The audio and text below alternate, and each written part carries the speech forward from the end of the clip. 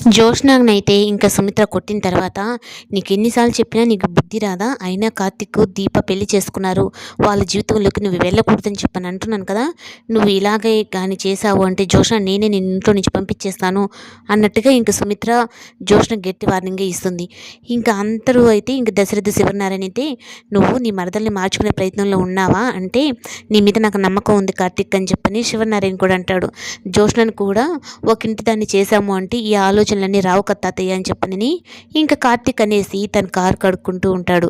ఇంకా అలా car clean చేసుకుంటూ ఉంటే ఇంకా తనకైతే ఫోన్ వస్తుంది. ఈ విధంగా మీ నాన్నకి హార్ట్ స్ట్రోక్ వచ్చింది అన్నట్టుగా. ఇంకా అక్కడికి వెళ్ళిన తర్వాత రాహుల్ అయితే మాత్రం ఇంకా శ్రీధర్ని కాపాడి హాస్పిటల్ చేసి జాయిన్ చేసి ఇంకా మెడిసిన్స్ అయితే వెళ్తాడు. ఇంకా ఎవరు నన్ను నిన్ను ఇలా కాపాడింది అని అనగానే, ఒక అతను నన్ను కాపాడాడు, తన మెడిసిన్స్ కోసం వెళ్ళున్నాడు అని చెప్పనని అంటాడు.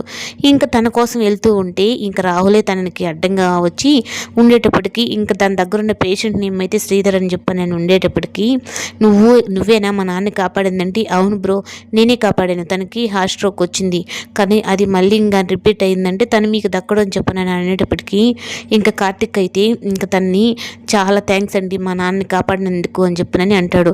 అయినా మీరు ఏం చేస్తున్నారంటే, "నేను జాబ్ లేదు, జాబ్ కోసం ట్రై చేస్తున్నాను" అన్నట్టుగా ఉంటే ఇంకా జోష్న చెప్పినట్టుగా రాహుల్ అయితే ఇంకా కథ నాటకం మొదలు పెడతాడు.